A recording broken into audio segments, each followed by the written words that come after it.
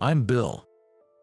I was transferred from the headquarters to a newly established branch office in a certain region of Upper Midwest. It was a few weeks after that. When I returned from the smoking lounge, there was a woman chatting in front of the branch manager's desk. I recognized her instantly. Her short hair and dignified posture, unchanged from our college days. She is a popular person who doesn't know how to flatter people, but for some reason is liked by everyone. Isn't that Catherine? It's not just isn't that. I came to see how you're doing at work, and you're on a smoke break. You two were in the same class. We also went to the same university. And I added, she used to be my boss in the previous department. You came all this way just to see me. When I asked, she waved her hand, denying it, and said she was in town for a friend's wedding.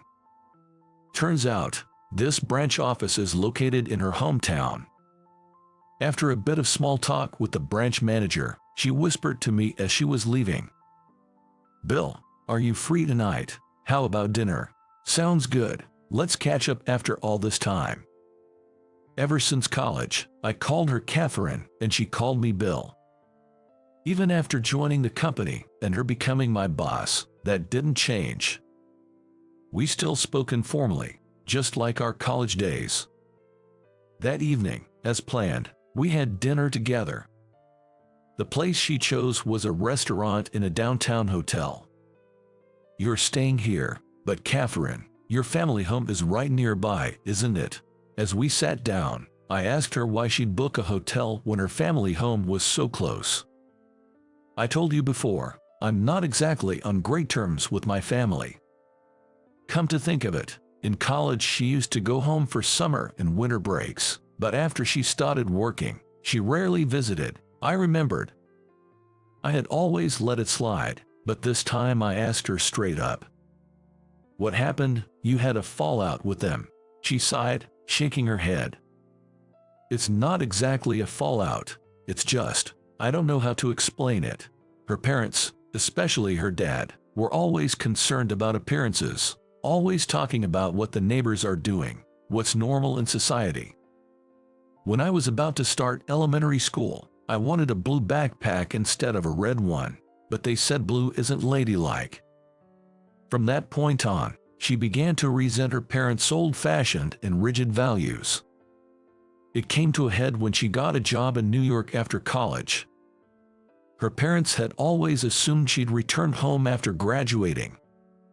They expected her to settle down and start a family. Not necessarily with a local guy, but they believed it was her duty as the eldest daughter to live within their reach. Anyway, it was so exhausting that I decided to cut ties. Instead of her somewhat traditional younger brother stayed with the parents because he was the eldest son. I could understand her feelings, but I wondered if that was the right decision. Speaking from my own experience, I get it, Catherine. Remember when I was deep into my band days? I had a big fight with my parents too. I kept my distance. When you were skipping lectures and almost losing credits, as I nodded, she laughed. Well, that's understandable. Your parents were also worried about Bill's future. I didn't fail any courses, but looking back now, I kinda feel the same. Whether old-fashioned or whatever, parents have their values.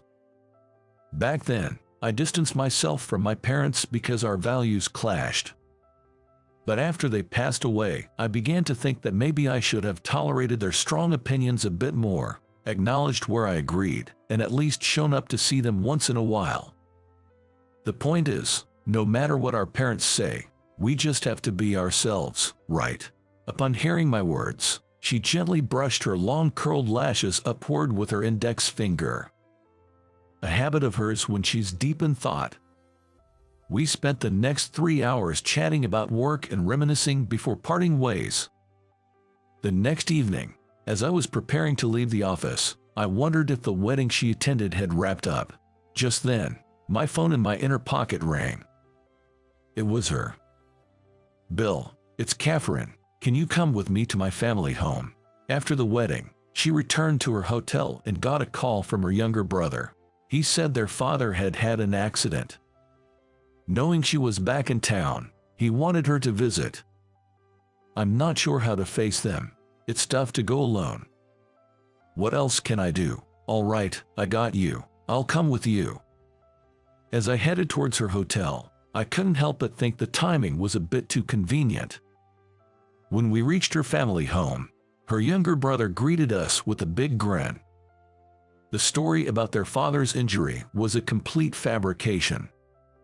Well, I knew you wouldn't come home otherwise, right? Upon hearing that, Catherine gave me an exasperated look.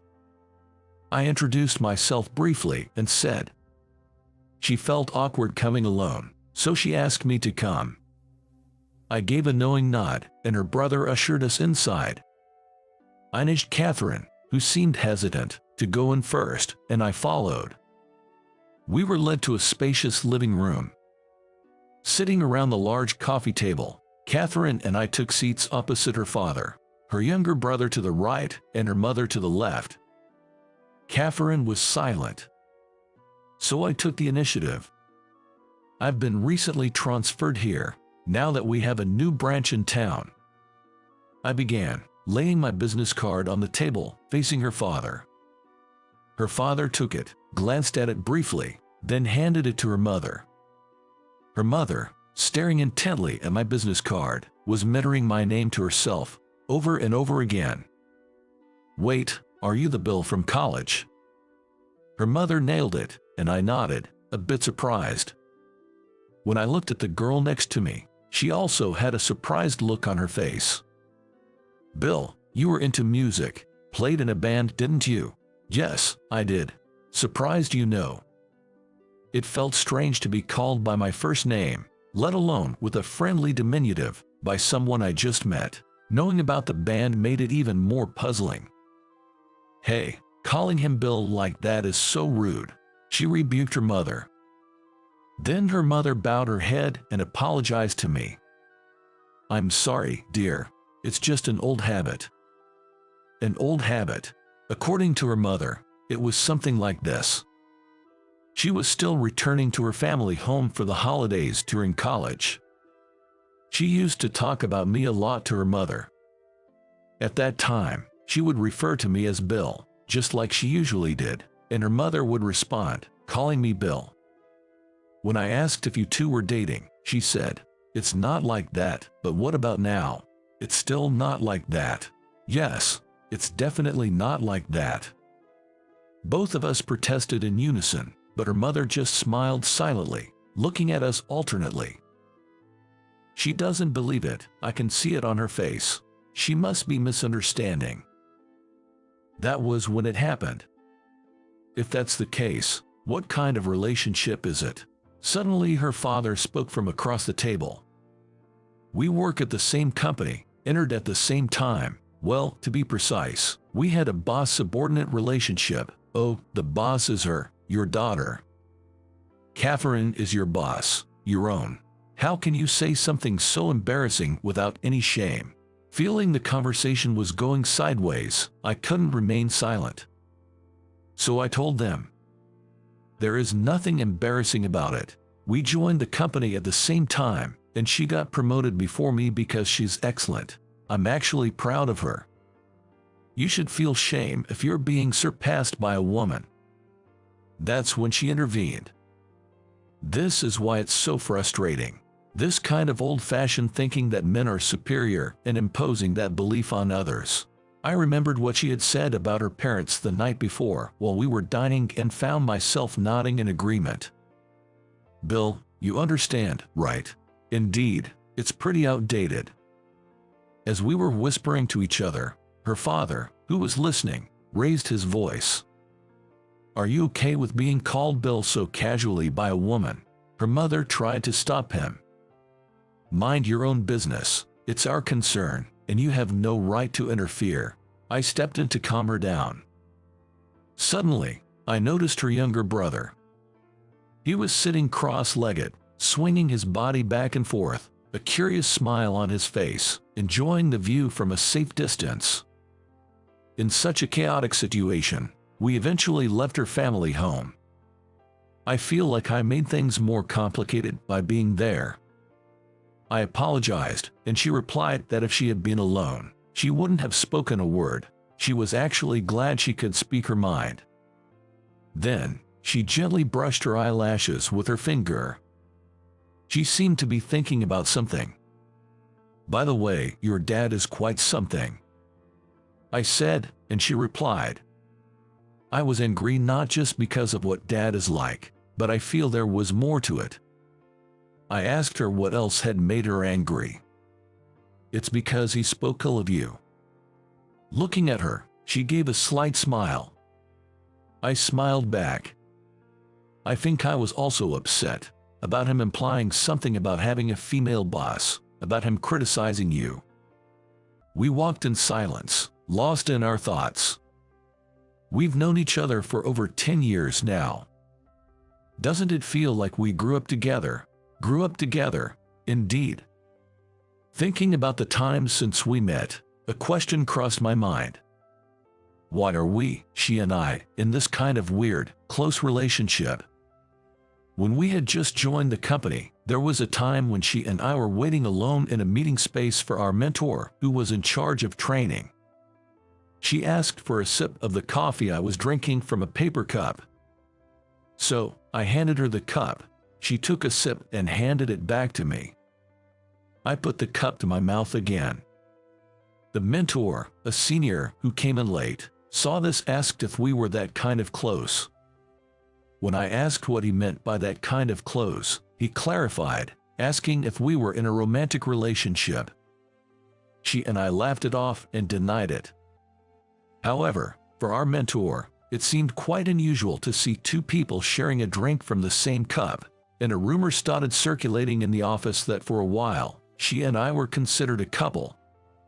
She and I, thinking let those who want to believe it, found explaining every time too silly and just let it be. In fact, she and I never once dated as man and woman. But that doesn't mean we were just friends. If I must say, maybe more than friends but less than lovers. Remember, Catherine, how we were rumored to be a couple at the company? It was when we just joined, wasn't it? She snickered a reminiscent laugh. We let the rumors go, but if we had gone around telling people it was a misunderstanding, what would you, Catherine, have told them? You suddenly remember strange things. What do you think you would have said? She, as usual, flicked her eyelashes. Simply, we're not dating, maybe. To her finally conceived answer, I said, how about we missed our chance to date? We missed our chance. It makes sense to us, but it wouldn't convince others. I guess I would have been bombarded with what does that mean? Questions. She nodded heavily. We missed our chance to date. She agreed with the words I said, saying that we understood because it was us. Thinking back, there were times when I had a girlfriend or when we broke up, she had a boyfriend. Maybe the timing was never right, and we missed our chance to date. So now, we're both single. Hey, Catherine, should we start dating? I was thinking the same thing. We looked at each other. It was the right choice to visit your family home. Oh, why's that? Because, thanks to that, we came to this conclusion. I see. Sometimes going home isn't bad, then. Thus, she and I started dating as man and woman, more than 10 years after we met. In the beginning, it was all just awkward. I was working at a branch office and she was at the head office. We weren't long distance, but we couldn't meet every day. But gradually, the thought of seeing each other anytime turned into a desire to be with each other all the time. And about 6 months after I last visited her family home, during New Year's, she came to my apartment. I'm going to my family home. Why don't you come along, Bill? I'm not too keen on it. I'll have to see them at some point. I made up my mind. I then confirmed whether she had informed her parents about my going. Yeah, I've asked my younger brother to do it. I felt a bit uneasy. I wondered if her younger brother had communicated properly. And wasn't he just standing back and enjoying the high ground with his cheeky inputs? That evening, I was taken to her home by her. At the entrance, her brother and the mom greeted us warmly. So it was indeed Bill. Catherine's mom seemed pleased, as if her intuition had been correct. This means her younger brother hadn't informed her parents who Catherine was bringing. Seeing his smirking face, I inadvertently sighed. The real issue is her dad. No matter what he says, keep cool, Bill. I braced myself and entered the battlefield with Catherine. Her dad was sitting heavily in the living room.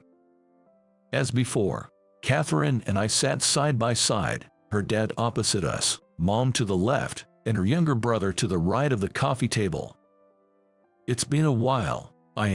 What's the word? It would have been enough to say I apologize, but the words didn't come out. So, I just bowed my head. Catherine's dad kept a stern silence. Please, make yourself comfortable, Bill. Her mom intervened. Her younger brother, sitting to the right, smirked. Come on, Dad, say something. Catherine was already confrontational. I held her back. She kept staring at her dad. Then her dad spoke. Hey, serve them some food. But I'm tired of traditional dishes. What do you want? He asked Catherine. Caught off guard, she replied she was fine with anything. Then her dad asked me. And I too replied any would do. Her dad sighed and clicked his tongue in exasperation. And he said, This won't do, let's have pizza, order pizza. Hearing this, a flustered Catherine said, No, don't trouble yourself, anything is fine, not necessarily pizza. That's when her brother interjected. Sis, you might not know, but Dad's recently hooked on delivered pizza. This was unexpected. I wondered whether he was indifferent to whether the delivery person was a man or a woman. The thought came and went. When the pizza arrived, Catherine and her mom started preparing the table. Her younger brother turned on the TV. Listening to the Christmas special show on TV, we all sat around the coffee table. Mom told younger brother to also eat the salad. While eating pizza, the dad asked me, Do you eat your favorite toppings first, or do you save them for last? I replied that I saved them for last. There was no response to that. Instead, he started saying this. What do you think of American-style pizza? Don't you find it absurd? If you want to eat American food, you wouldn't order pizza, would you? Younger brother, getting tired of listening, turned his body toward the TV screen, nibbling on his pizza. I think it's fine to have American pizza. It's a matter of preference. When I answered, her dad asked her the same question. She replied similarly to me. Her dad snorted, looking unamused. Then, her mom said, Dad, why don't you try it next time? Her dad sulked in silence. The conversation didn't continue after that. We just gathered in the living room, munching pizza together.